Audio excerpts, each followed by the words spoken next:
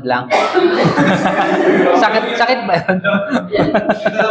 Di ba? Iba po, hindi po nagsabi kung ba't wala sila. So, I hope na maano po natin sa mga cell leaders po, no? Yun yung challenge natin. Paano sila ma-encourage. So, nasa lesson 2 na po tayo. What's up, mga kabook 2? Yan, ito po yung recording natin. May book po ba kayo? Yan. Yung ginawa po natin ay lesson 2, the principles of G12. Sabihin nga natin, principle.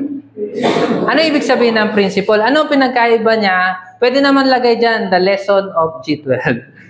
The lecture about G12. Pero ba't sinabing principle? Ano ba sa Tagalog ang principle? Principle. Amen. Tagalog nga. Natawa si Pastor Joey sa inyo. Prinsipyo. For example, ito yung something na binavalue mo sa buhay mo na pinaninindigan mo. Yan. Binavalue mo. Ibig sabihin, way of life mo yan na kahit hindi ginagawa ng karamihan, pero yan, pinapanindigan mo. Meron kang prinsipyo about that. For example, yung marriage. Diba? Ang dami na ngayon na nagsasabi, yung marriage, sa mga ano lang yan, may pera. Yung pagpapakasal yan, sa mga ano lang. Pero sa amin, okay naman, nagkasama naman kami, okay naman kami, wala. Pero yung marriage po, principle yun. Amen? Truth yun, ang bigay ng Bible. Amen? Yun, hindi siya, tawag doon, parang may second opinion. Pag po meron tayong principle sa life natin, for example, yung pagpunta sa church, hindi lang pagpunta ng late, kundi pagpunta ng maaga. Kasi ang principle natin, ikaw nga, di ka nalilate sa work eh. Pagdating kay Lord, late ka. Yung paging punctuality po natin, tinatawag po doon prinsipyo. Pinaninindigan po natin yon, way of life po natin yon. Ito pong G12, meron po siyang ganon, yung ginagawa po natin sa church. Pero ano po ba ang history ng G12? Kung nandyan po sa sa book nyo po, kung nag-advance reading po kayo, nandiyan po yung history niya, paano siya na-receive nung Father of Vision natin, si Pastor Cesar. No? Na-share ko na po yan last time, pero dito muna po tayo sa memory verse. Ito, yan. Medyo challenging lang po yung memory verse natin. Next, mahaba. Pero sabihin mo sa katabi mo, kaya mo yan. Ito yun, So, mga napasubo ako magbigay ng sample, Sample. Next week. 2 weeks. So the Lord answered, "Who then is the faithful and wise manager, whom the master puts in charge of his servants to give them their food allowance at the proper time?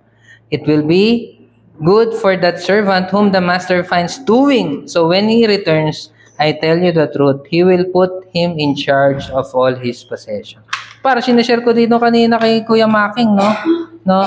Sino dito nakapanood na ng The Forge? Yung palabas ngayon, Christian movie, The Forge. Ganda. Hindi siya The Third, The Forge. Ang ganda niya, I recommend na panoorin nyo. It's about discipleship. Tsaka yung vision na i-share yung So, isa sa takeaways ko doon, sabi niya doon, may mini-mentor kasi siya doon na fatherless, wala ng tatay. Mini-mentor niya doon. Alam mo, Isaiah, alam mo bakit mga tao, mga Christian, karamihan sa kanila hindi na nagtutuloy sa kanilang walk in Christ. Alam mo, isa sa pinaka number 1 reason bakit? Kasi alam nila na yung salvation libre. Kasi may nagbayad na. Tama? May nagbayad na ng salvation natin. At libre yon. Alam nyo kung ano yung may bayad? Ano yung may cost? Yung following in Jesus. Yun. Kailangan mo na yun bigyan talaga ng buhay mo. Yun ang may cost. Salvation, libre siya, binigay ni Jesus. Libre to the sense na siya yung nagbayad. Nagbayad pa rin siya. Sa part natin wala na. Ano yung meron dapat tayong ambag? Ano yung dapat meron tayong i-give up? Yun na yung pagsunod kay Jesus. Kaya yung mga tao, doon sila natitest kung susunod ba sila. Kasi meron ka ng kailangang ibigay. Example, dito, sa pagpunta nyo dito, give up nyo yung siesta nyo. Tama? Sunday ngayon, give up nyo yung something na pwede kayong mag-rest na. Pero nandito pa rin kayo. Ibig sabihin, disciple kayo. Amen. Sabi mo sa katabi mo, Nax, disciple. Diba? Disciple tayo. Tayo yung willing na ibigay yung cause ng discipleship. Ito yun. Ito yung ginagawa. Principle siya. Amen. Ay, may assignment pa rin pala kayo next week. Yan, isa to. Yung isang assignment, di ko napapagawa. Ito na lang assignment nyo. So, pwera na yung cell leader nyo, interviewin nyo, dapat iba naman. Kahit hindi pastor, sinabi naman dyan, mag-interview ka ng cell leader. Okay? Yan na yung mga tanong nyo. Sisend na lang ni Ate Pre sa inyo yung so, mas maganda, recording. Ayan mo siya, para kayong nagbablog. O, pwede. Palitan. Yan. Yan. So, yan po yung assignment nyo, ha? Yan yung mga itatanong nyo. Yan. Pwede pong, lang yung naka-type po. Pwede rin pong video, pero medyo maano po yun, malakas sa memory. So, taken naman po yun, no, na alam namin na ginawa nyo yung assignment na yan. At maganda po, nakasulat din po kasi na interview nyo. Yan. Okay na tayo? So, ito po yung mga ginawa natin na characteristics of the vision, yung kanina pong iniskit natin, no? Iniskit po nyo yan, innovative siya, natuto po kayo mag-innovate. Paano ba mag-win? Diba? Gagawa kayo ng diskarte. Gimmick. Sam sa Gisrael, diba? Bigla na lang commentary. Hoy.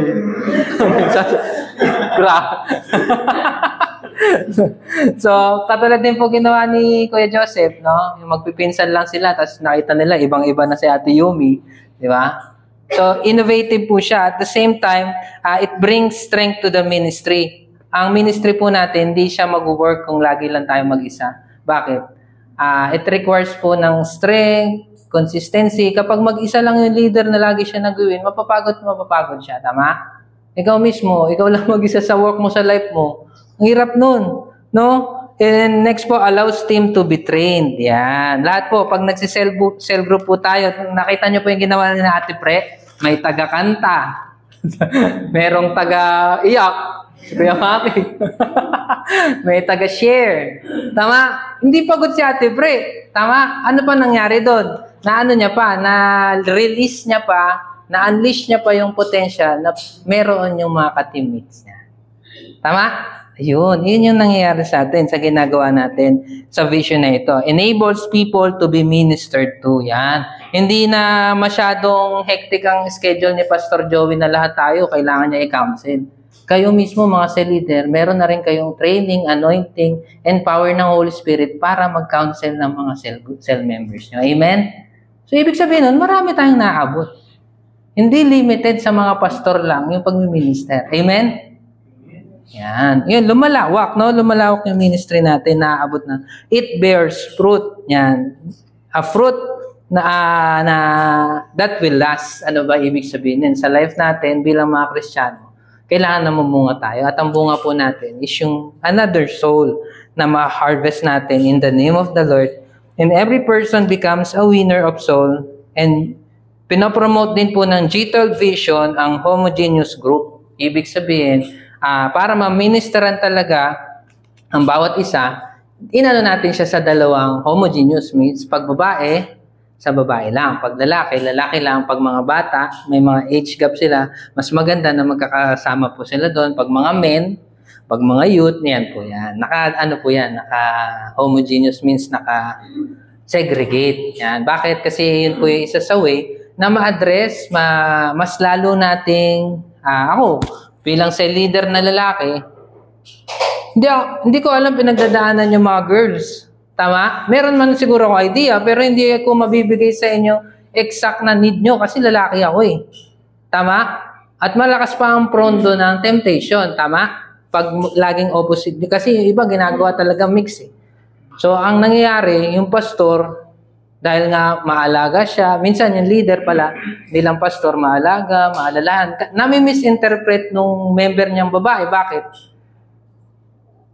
Kasi ganun talaga ang reciprocate ng opposite sex eh. Na kala mo, wala namang meaning sa lalaki yon, pero dahil nami-ministeran mo siya, feeling niya may affection ka sa kanya.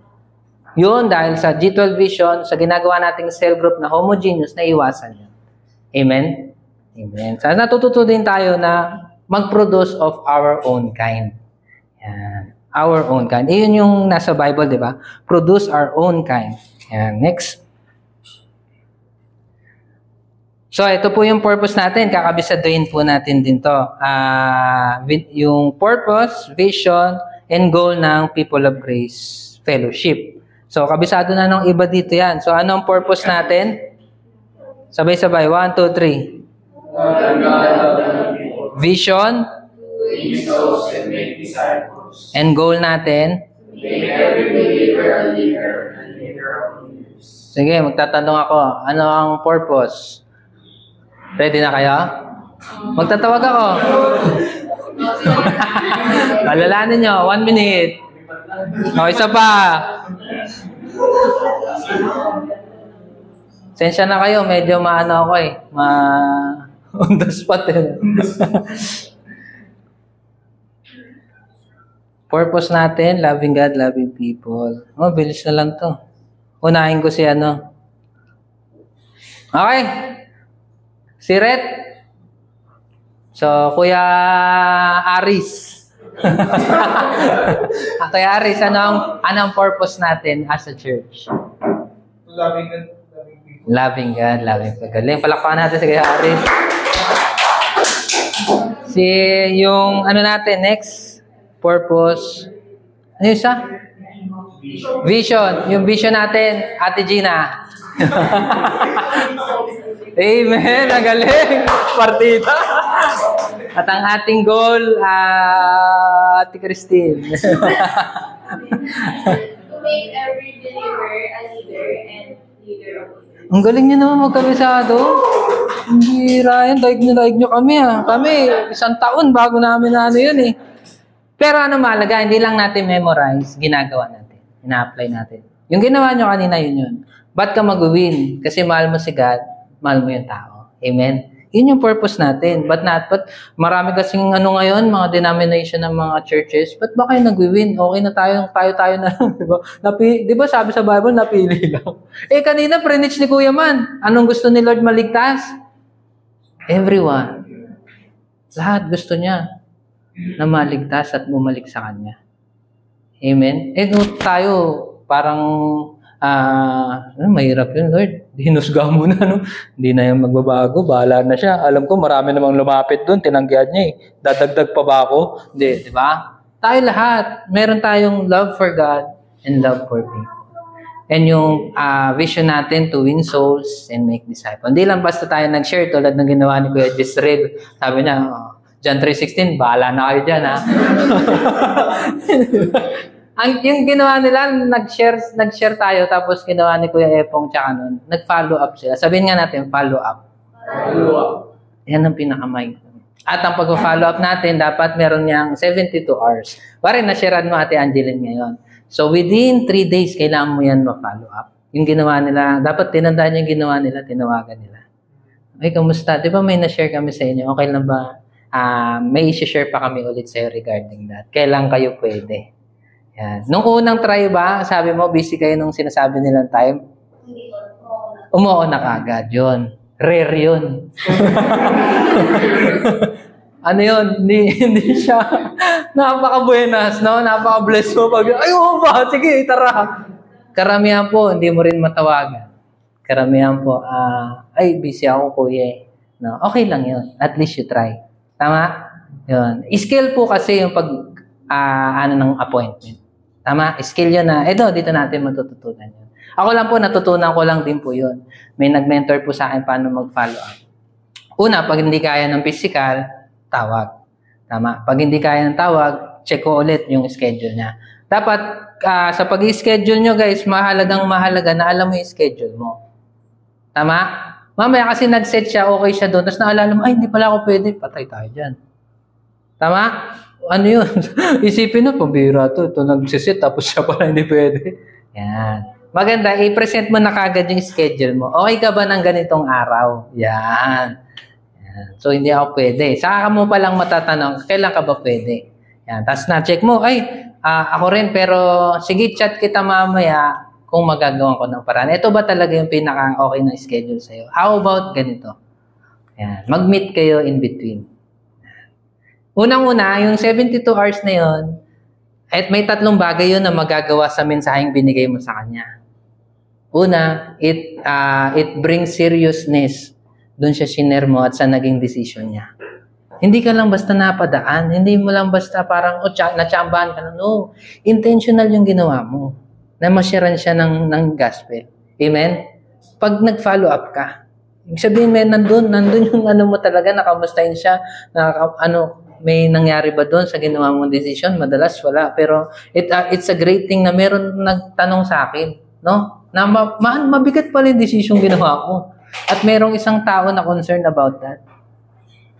Siguro tong taon to, ano to?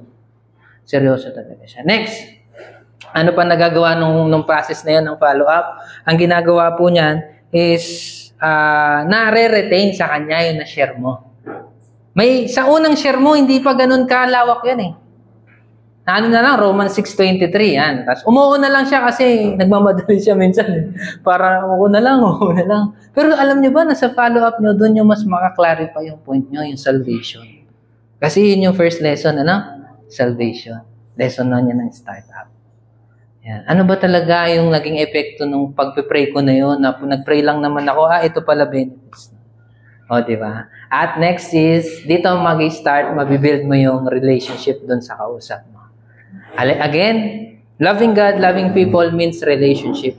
Yung purpose natin. Mag-build tayo ng relationship sa mga tao. Doon natin sila mawiwin. Pag na-build, paano mabibuild ang isang relationship? Pag nawin mo po yung respect niya. Pag nawin mo yung trust niya. Amen? Hindi mo pa talaga mawin yan pag walang tiwala sa iyo yan. Amen? Hindi talaga siya masasabi mo, okay, may relationship na kami nito. No? Kailangan po meron kang mawin mo yung trust nila. Akin sa mga cell group ko po, ang tagal nila bago nag-open up sa akin ng mga kabulastugan nila. Bakit? Sino ba ako? Ba't sa parents nga nila, hindi nila sinasabi yun? Until such time na na-build ko yung trust nila, nawin ko yung trust nila, na-build namin yung relationship, di na ako nagtatanong, sila na nag-open up. Amen? Loving God, loving people. How you can trust the people, no, kung wala silang tiwala sa atin. Yan. And to make every believer a leader and leader of leaders. Yan, ito, yung nangyayari sa atin. Yung mga cell leaders nyo po, sila talaga yung nagpe-pray sa inyo na dati po baby believer kayo. Sino nakakita kanina nung session ng life class? Nakita niyo kung gaano sila kadami? Excited sila? Minsan din kayo naging ganun parang nasan ba ako? Nagtatawanan sila. Gagawin namin dito. Diba? Pero alam niyo ba na someday, yung mga yon mapupunta rin sila dito. At isi-share din nila yung vision. Amen? Yan. Parang tayo lang din yun. Yun yung goal natin sa bawat isa. Yan. The four ladder of success. Ayun pala, share ko pala muna sa inyo paano na-release tong vision na to na-perceive o na-receive ni Pastor Cesar nung time na nagpapastor siya noon. Kasi may time, hindi nga lumalaki yung church niya. Natatanong siya kay Lord, ano ba tamang diskarte? 8 people lang sila lagi sa living room nila. Kinukwento niya, basahin niya, maganda yung history niya. Kinukwento niya, the birth. Yan, the birth. Hindi Robert the birth. Dito yan. Sa page, page 25, the birth of G12. Basahin niya yan. 9 years na niyang pinapastoran yung church nila. And ilan lang sila? 8 people in their living room. 8, mas marami pa tayo. Diba? Pero alam niyo po ba yung church nila ngayon? Sila yung pinakamalaki sa buong Colombia. Amen? Nagsimula sa 8. No? At ito pa yung first impression niya doon. Meron daw siya nakita isang church, ang lakas mag-win. Ang lakas na nila mag-disciple sa mga campuses. Tapos nakita niya isang leader, in-approach niya daw. Kasi nga, gusto niya, gusto ko rin church namin, ganun. Ano kayong dapat gawin? Papaturo ako. Alam mo, nung in-approach niya yung pastor o yung leader na nandun sa church na yon, ano sabi sa kanya? Sabi niya, sorry kasi parang hindi yata posible. Kasi hindi daw sila nagtuturo sa mga hindi nila kaanib ng ginagawa nila. O sige, pahingin na lang akong material. Sabi siya, talagang hindi siya natinag sa no Kaagad Sige, materials na lang po. Ay, pasensya na ulit kasi di namin din pinoprovide yung materials namin. Kundi rin naman namin ituturo sa talagang membro namin. So sabi niya doon, he was sad, pero hindi siya discouraged. Sabi ni Pastor Cesar. So nagtry pa rin siya ng way talaga na alam niya. So, meron siya nabasa, no? The only information he found on cells, yung cellular vision, is kay Dr. Cho. Kilala niyo yun. Isa to sa pastor po sa South Korea, Seoul, South Korea, where he leads the largest evangelical church in the world. So, alam niyo po ba na ang largest evangelical church po sa buong mundo, ang vision nila is cellular vision. Yung sistema nila ng pag-win, pag-consolidate, pag-disciple ng mga believers is through the cell. Yan yung ginagawa natin. No? So, ayan po yung 4 ladder of success. Win, consolidate, disciple, send. Sa paggawa po natin ng vision natin, meron daw po tayong 3 dapat gawin. Requirements for entering the vision. Yan. Una po is agreement. Sabihin nga po natin agreement. Ayan. Ano po ba ibig sabihin ng agreement? Nag-agree. Nagkakasundo. Naka-experience na ba kayo ng isang tao na sa lahat ng sabihin mo, oo nga no, tama yan. Tama yan. Oh, ganyan ba? Oh, sige, ganyan gawin natin. Di ba, ang sarap nila kasama?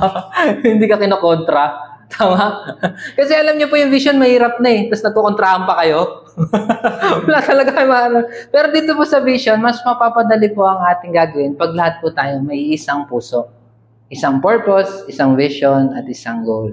Yun po yung tinatawag na kailangan agree tayo. O, agree ka ba na dapat nagsi-cell group once in a week, Angeline? Tapos gusto nyo, babae lang sa babae, lalaki lang sa lalaki. Agree ka ba doon? O goods, deal. Di ba? Gawin na natin. Tama? Agree ba kayo na ganyan, na pag-uusapan natin? Pag cell group, 7 p.m. Hindi 7:15 Di ba? Agree ba kayo doon? For example, dito, nag-agree tayo, okay ba sa inyo, 1:30? Maraming, di ba? Maraming nag-send sa amin ng iba't ibang schedule. Pero nakita namin, mas maraming available nagsabi din ng option nila to. So, lahat tayo nag-agree, kaya lahat kayo nandito. Tama? So, mahalaga po yung pagpapasok tayo sa vision. Lahat tayo may agreement. Hindi ko sinasabi, guys, na porque nag-agree ka, mabilis na lang ang lahat ng proseso. At hindi ko naman din sinasabi, pag nag-disagree ang bawat ang isa man po sa atin, hindi na matutuloy ang vision. Kailangan lang po natin matuto yung isang skill na kailangan na meron ng isang leader. Alam niyo po kung ano yun? Sabihin natin lahat, communicate. Yan. Skill po ang pagko-communicate. Amen? Ano po ang pagko-communicate? Pag-uusap. Bro, ito yung side ko. Yan. Hindi ka naman nakikinig. Ayoko na. Bahala na kayo dyan. Hindi ganun. Meron tayong goal, meron tayong kailangang iba-iba tayo. Iba-iba yung mga gusto natin. Iba-iba preference natin. Iba-iba style natin. Talagang hindi mag-work yan pag mag-assume tayo na yung gusto ko, dapat gusto mo rin. Tama? Na hindi man lang kita kinausap. Kala ko ba, nagkasundo na tayo? Hindi mo ako chinat. Kanina may sinabihan ako, nasan yung laptop? Kailangan nyo pala ng laptop. Sabi niya, dapat alam niya na. Ang kulit sabi. Sabi ko, dapat talaga, nasa isang grupo kayo, you learn to communicate. Huwag tayong mag-a-assume na porque parehas na kayo nandun sa grupo, alam niyo na yung mangyayari. Hindi sila nag-communicate, nagkaroon ng aberya dun sa gagawin nila. Yan. So, ang communicate, hindi rin necessarily kailangan magaling kang mag-English, mag-Tagalog, Si Kuya Maki nga, umiyak lang, nag-amen na yung iba Di ba? Communicate means you have this humility. Humility, Ibig sabihin, hindi ito dahil sa marami kang alam, kaya ka mag-voice out. No. Kailangan meron kang humility to express kung ano yung concern mo. At alam nyo, kahit gaano man yun hindi ka understandable sa iba. Ako, minsan, mapapersuade ako ng isang tao talaga na alam ko yung motibo niya. Kahit hindi ko gets yung style niya, yung gusto niyang pagawa. Pero nakita ko sa kanya yung heart niya to really serve. Napapa-oo ko. Tama? Willing ako mag-give way. Bakit? Kasi nung nag-usap tayo, ramdam ko sa'yo. Na-perceive ko, yun naman pala point niya. Hindi ko nakita. Na-consider ko. Tama? Sa lahat naman po ng disagreement, masosolve niya pag may isang nag-give way. Yan. Marami po tayong matututunan dito sa pag-cell group natin. Hindi lang po ito pang church. Amen? Una-una sa family din po. Personal, sa relational po, kung may business ka, paano mo kausapin yung mga tao mo. Napakaganda pong matutunan po ito. Next po is commitment. Sabihin po natin commitment. Ano pong ibig sabihin ng commitment? Ako po, nung single ako, yan po ang, di ba, sa mga Islam book, what is love? Alam niyo po, sinasagot ko lagi, love is the deepest form of commitment. Ano yung commitment? Commitment is yung ini-embrace mo, inaalaw mo yung sarili mo sa bagay na sinabi mo o napagdesisyonan mo at hindi yun magbabago. Ibig sabihin, pag nag-commit ka dito, whatever pa mangyari dito sa lesson natin, dadating ka. You will show up. Amen? Kasi nakakommit ka. Ganon din po kay God. Lord, kahit anong mangyari sa life ko, maganda man, hindi, sa'yo ko. Yan yung commitment ko. Lord, kahit na itong mga anak ko, maliliit pa lang to, pero we commit ng wife ko na i-guide namin sila in the fear of the Lord, sa pagiging mabuting tao. Kahit minsan, feeling ko hindi ako mabuting tao. Pero pagdating sa pagiging parent namin, ilalaban ko yun. Commitment. Nakakommit po. Kahit ano pang external, internal issue po. No? At pag sinabi mong nakakommit ka, gagawin mo. You will show up. No? And number 3 po, generosity. Isa po, sa pinaka-challenge po ng ating vision, generosity. Ano po ba ang generosity? Yung pagiging mapagbigay. Yan. Yung ministry po requires po talaga yan, hindi lang ng resources mo, unang-una ng oras mo.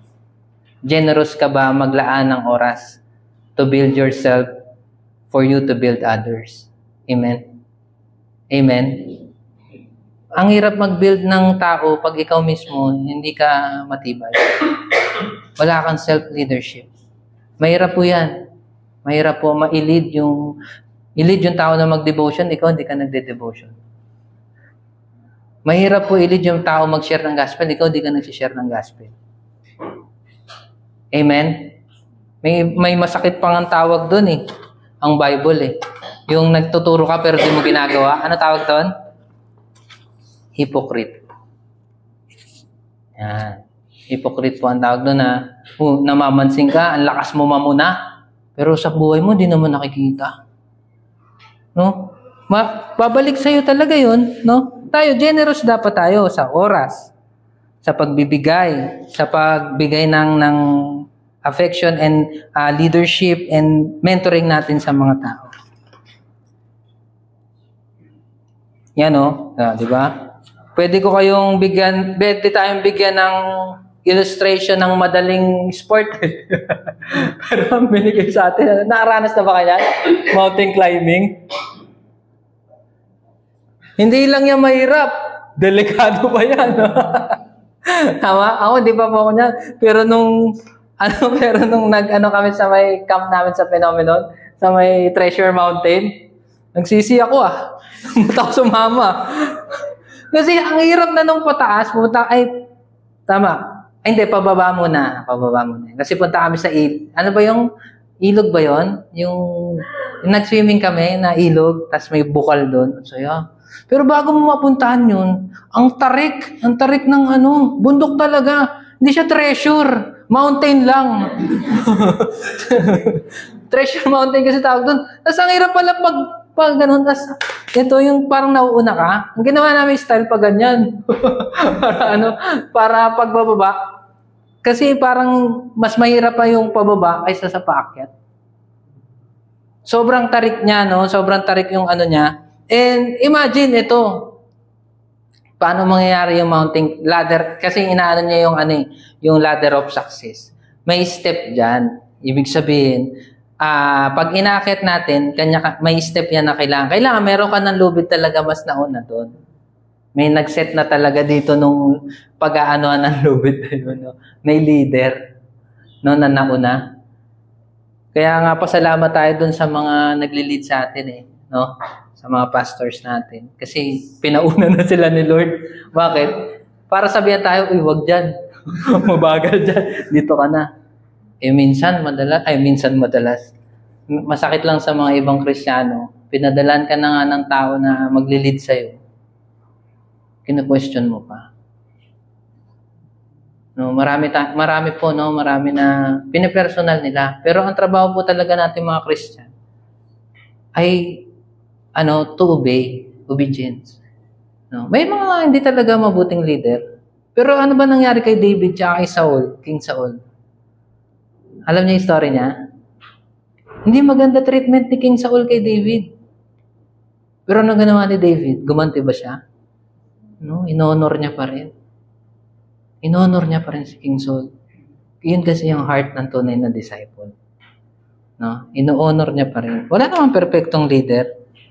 Pero ang sarap lang po na ang puso natin talaga.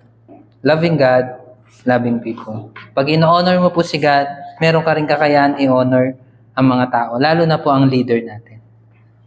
Kanina, nag-share po si Kuya Man regarding sa mga sa bayan natin, kung ano yung mga issue, no? Ano daw ba ang first response mo kapag nakakarinig ka ng bad news sa balita? Kadalasan po, ang first response natin, maghanap na masisisi. Tama? O ako lang yun. May mga kurap, may mga ganyan, mga nangyari, mga high school, nagkasaksakan na, di ba? Panood nyo ba yun? Grabe yan. Nasaan yung magulang niya? Nasaan yung mga...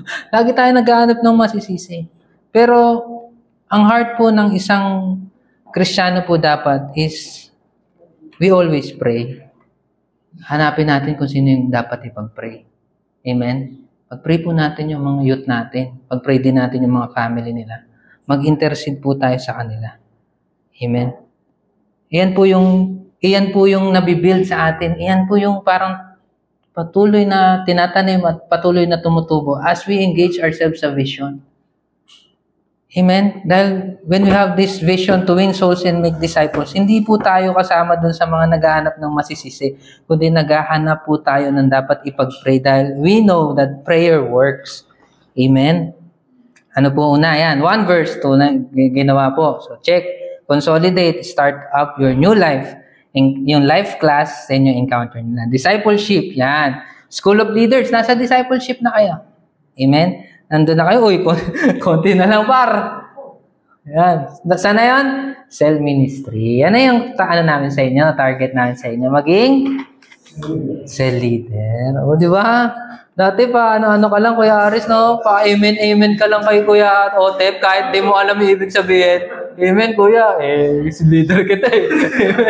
Pero ngayon, ikaw na yung gagawa noon. Magli-lead ka na rin. Tapos sila mag-amen din sa'yo kahit di nila alam. Kasi ganun ka eh. Tama? Masunurin ka eh. Amen. Pero hindi lahat ha. Hindi lahat ng taong ililid natin gano'n. So, nandun pa rin yung heart natin. Excited na kami makita pagkatapos ng natin ito is, mayroon na yata to si Ate Christine eh. Si Ate Angeline, yan, sila Ate Yumi, tsaka si Ate Macy sa Lasal to magsi-cell group, di ba? Amen. Talagang sa Starbucks yan. Mahina ang cell group niyan. Sa Starbucks yan. Ewan ko, di ba? Laging puno ang Starbucks kaya Ate Yumi, no? Ate, sa office. Yan, si Kuya Jisril. Yan, may cell group na yan si Kuya Jisril. Sa mga taga-kaso, si Kuya Almer, sa mga agency nila. Yari kayo niya, tuturuan kayo niyan bumaril ng gospel. Pang, 1 verse, isang bala ka lang. Si Ate Gina. Kuya Making, ito, nag-pray kami ni Kuya Making sa mga parent dito sa school. Nahihiya pa yan, pero isang bala din. Si Kuya Epong, meron na, tsaka si Ate Rhea sa Christian School. Ate Pre. Yan. Ito yan. Yan yung goal namin sa inyo. At di lang kayo magkaroon ng cell group, magkaroon kayo ng 12 disciples. Hindi lang 12 na believer, kundi Christian believer na merong principle. Kasi meron kayo nun. You cannot give what you don't have. Yan ang ibig sabihin nun. Hindi mo maipapasa, maibibigay ang bagay na wala ka naman. So kung meron ka obedience, yan yung matuturo mo. Kung marunong ka mag-honor, yan, ito. Kung marunong ka, yung principle ng loving God, loving people, yan yung mapapasa natin. Next is yan. Nagawa na natin kanina. Ano daw ang first task natin? Yan. Objectives of encounter. Sa life class po, ito yung isa nilang gagawin. Pero hindi ko na po pinagawa sa inyo ang activity na to. Ito lang po yung kung meron po kayong delegates o guide kayo sa nangyayaring life class ngayon, ito po yung mga kailangan nating i-assure sa mga delegates natin. Una, ma-assure sa kanila yung salvation. Na pagtatanungin niyo po sila, bro, whatever happens, sorry, may bumagsak ditong comet. Di ba? Sila tayo nalipol, no? Sa tingin mo, saan ka pupunta? Yan. Wag. Yung tanong mo na yon, itong technique dyan, ha? Pagkatanong mo, pagkabagsak mo nung tanong na yon, sa tingin mo saan ka pupunta, wag kang magsasalita. Hintayin mo siya. Wag kang magbibigay ng option. Tandaan yan. Isa yan sa pinakano. Wag kang magbibigay ng suggestion. Doon mo makukuha sa kanya yung totoong sagot niya. Doon mo ma-assure, doon mo ba-diagnose kung nasa na ba siya. Kasi marami po akong tinitrain, para lang gumanda yung sagot nung kausap nila, nung dinidisciple nila, binibigyan nila ng option. Ang example, ganyan. Heaven, pag gano'n, wag. Tanungin mo lang, sa tingin mo saan ka mapupunta. At kadalasan, ang sagot nila, di sila sure. Tagal na nila nag-church. Tagal na nila nag-cell group. Depende, kuya doon. Yan yung mga magandang sagot. Kasi ano ba reason mo, ba't ka nagtanong?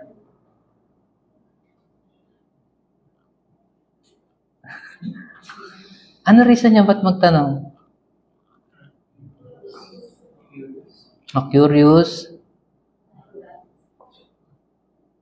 Ma-verify. Yan. Ma-verify mo, totoong na-receive niya yung gospel. Kasi baliwala ang gagawin mo sa lahat ng prosesong to from the very, very first step ng hindi siya sure. Amen? Para yan pagbobotones ng damit. Pag mali ka na sa una, mali na lahat. Amen? Verify. Yan yung assurance of salvation. Ako po, very strict ako dyan. Na kanina may nagsasabi, sali na kami life class, Kuya Dan, yung mga ganyan. Kasi nga kasama yung tropa nila. Classmates sila. Sige, upo muna tayo. Tinanong ko sila. Yan, ganyan. Dami ko na. Tapos na-diagnose ko.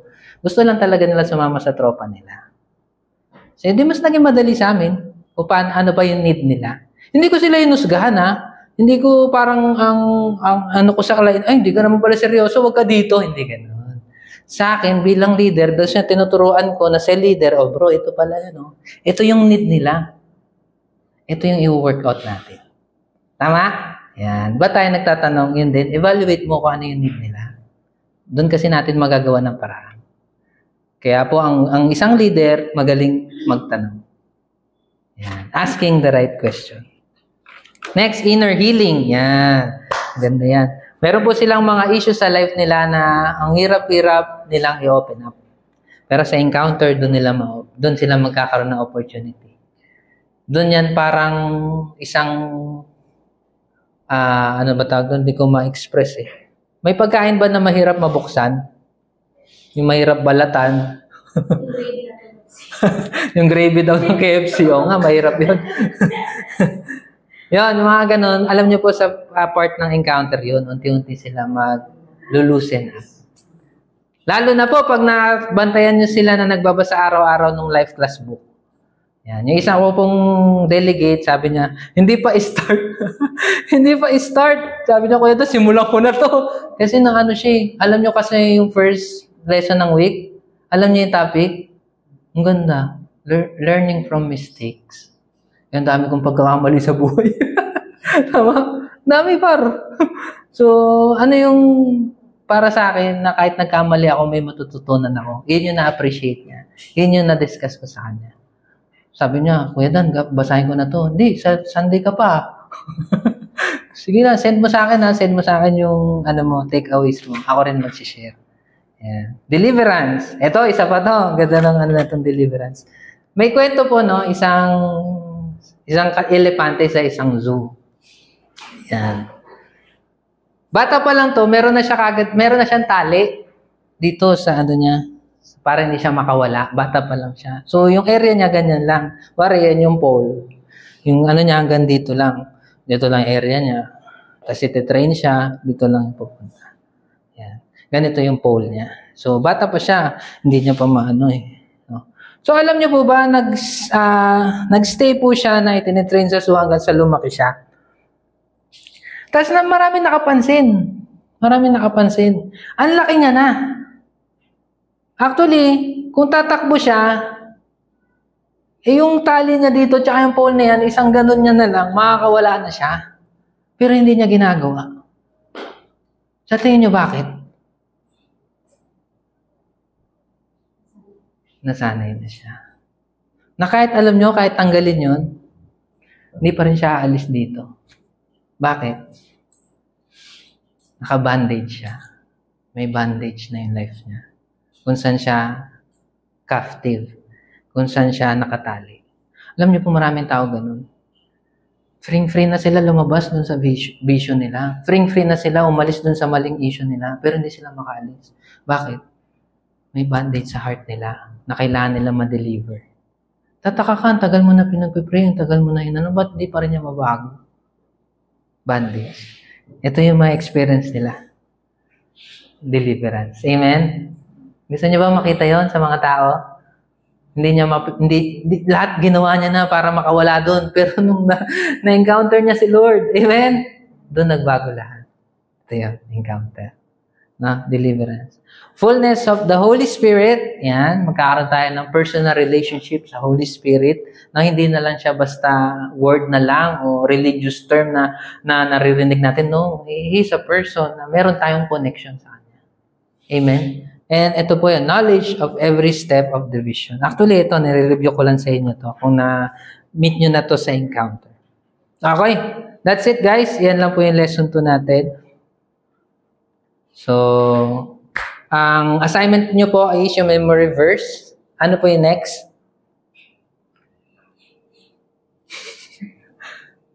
Mag-i-interview ng? Yan. Isasend namin ni Ate Pre yung mga kailangan niya tanong. Sure yan ha? May kilala na kayo na si leader, no? Marami naman to si Ate Mayumi. Pwera ako ha, wag ako ha. I-pass nyo na ako para makakilala kayo ng mga cell leader. So, magbibigay din siguro si Ate Fred ng mga list ng mga cell leader na pwede nyo pagtanungan. Tapos, pa-appointment kayo. Pwedeng call. Wala namang problema yun. I-check po namin yan. Tapos, doon din po nila mabibigay yung iba't iba nilang insight. Paano nila sasagutin yung mga activity nila. So, kamusta po yung mga sinasagutan yung assignments? Kasama pa rin po yan sa sasagutan natin. O, di ba? Parang ang dami Okay. Tayo tayong lahat. Pray tayo. So, sa mga... Sino absent last week? Ayan. Meron po. Nakapanood ka na nung revenge. Talaga. Sige. Patayin mo na. Ayan.